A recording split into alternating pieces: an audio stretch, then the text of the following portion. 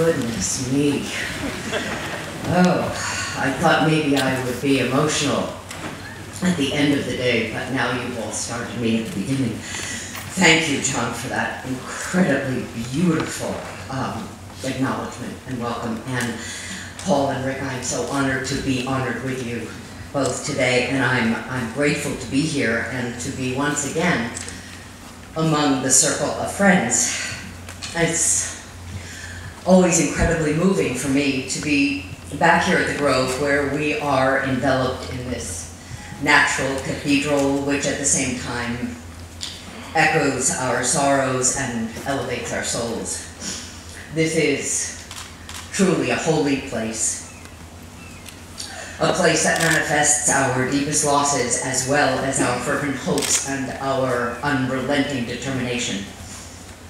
The theme of today's World AIDS Day 2014 is So Their Stories Will Be Told. And there are many here today who remember those stories, who remember the height of the AIDS pandemic, the stories of power and leadership and inspiration and courage and sorrow and the creation of a family and the creation of a community, a powerful community of magnificent leaders. Today is a remembrance, a reflection, an appreciation of those who have passed, those who are still fighting to survive, and those who continue to help in the fight, a fight that is still not over. When my dear friend Tom Wayne asked me many months ago if I would accept this honor, I hoped with all my heart that my schedule would allow for me to be here. And I'm so delighted that I am able to join you, new and old friends. I have this feeling that Tom on the other side had a little something to do with rearranging my schedule. He is one of my heroes, one of our community's greatest leaders, a true inspiration to me and others. He lives on in my heart, and he is, I am clear, with us today in spirit, as I'm sure his wonderful husband Terry will attest. This recognition means a great deal to me because it is this community that taught me about leadership.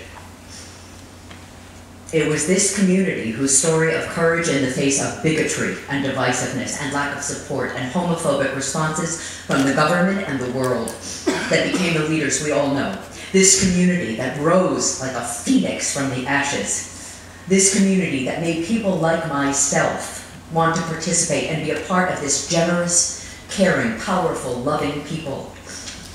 It is this community I believe that the world needs to look to for leadership.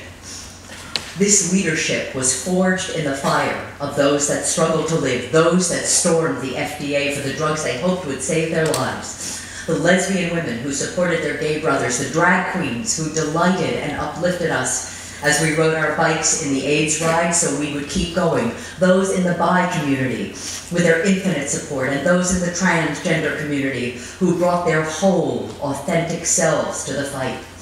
And those people who created AMFAR and Broadway Cares Equity Fights AIDS and the Gay Men's Health Crisis and APLA and Project Angel Food and God's Love We Deliver and Treatment Action Group and on and on.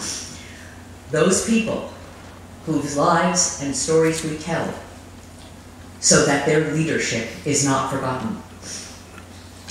And it was this community that told those stories even as they buried their dead, gave eulogies, made hospital visits, held benefits for organizations that would feed and care for their friends, held their brothers in their arms as they lay dying because their families had disowned them for being gay, and found ways to remember and promised never to forget.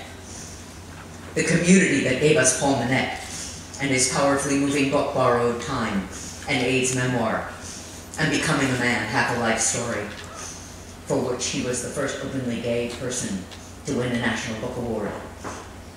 And Paulie said, "If you mean to visit any of us, it had better make you strong.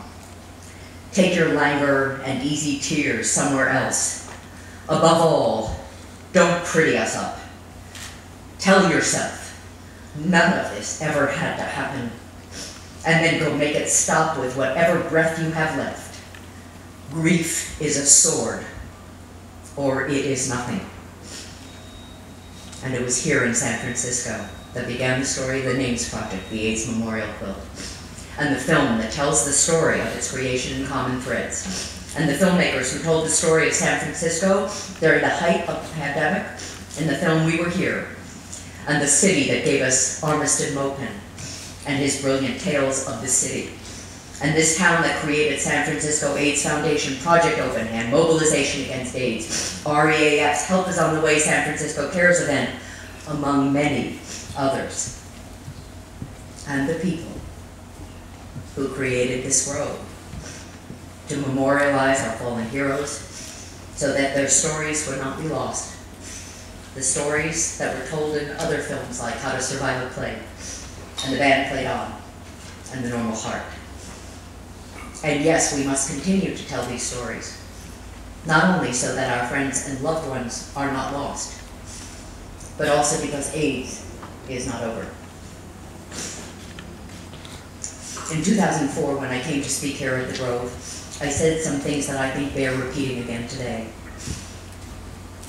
We are here together to blend into a single human organism with a unified voice that cries out in anguish at our losses, bellows our righteous fury at what has been allowed to happen in our nation and around the world, and shouts our intention to rally the forces needed to once and for all turn around the course of this pandemic and prove ourselves to be the honorable, infinitely resourceful, and caring people we both claim to be and want to be.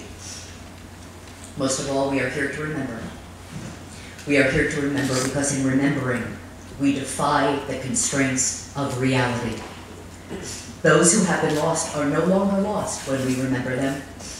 The stunning talents and the beautiful humanity that were cut down in their prime and whose fruits were never given the chance to ripen cannot be totally lost as long as we stop to remember. Memory is the flame that keeps a life from being extinguished. I encourage you now to open yourselves, to be washed over with remembering. Remembering the loved ones that no longer walk with us and whose embraces we so achingly miss.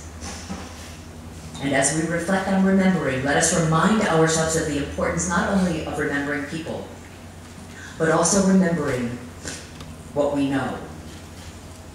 There is a question that is as important today as it was 10 years ago, particularly now that our young people are seroconverting at such an alarming rate. As leaders, we must ask this question: when will we act upon what we already know? We must find ways to take what we experience here today to lead, to find ways to communicate our sorrow and loss, and tell the stories of the beautiful people, the people who did not hold themselves as victims. We are still in need of leaders who are motivated by principles and vision. What works is to have the humility to recognize that despite all we have done and all we have experienced, we have still not found a way to communicate to people that takes them to a level and to a place they have never been or never experienced. And we thank God and the medical community for the protease inhibitors and all the life-saving medications, but we must find a way to communicate to our youth that leads them to avoid unsafe behaviors and to value their lives above all else. We stand on the shoulders of those who have come before, those who have led the way, and those who are still leading us. We must take strength in the remembrance of their stories to continue to create a new world and ground ourselves in our connection. It is World AIDS Day, and it is vital that we connect to the whole world. So to you, who are my inspiration, my leaders, together here in this holy place, I ask that you remember that we are one humanity. And as we remember those we lost, by remembering them, they are no longer lost. And I look forward to the day when we are functioning fully as the enlightened beings we truly are. And the day the world looks to this community, to see how to lead a movement and the world. And I look forward to the day that AIDS is over. And we come here to the Grove simply to tell our loved ones that we led and thank them for teaching us how to lead. And they will rejoice and be proud. Thank you.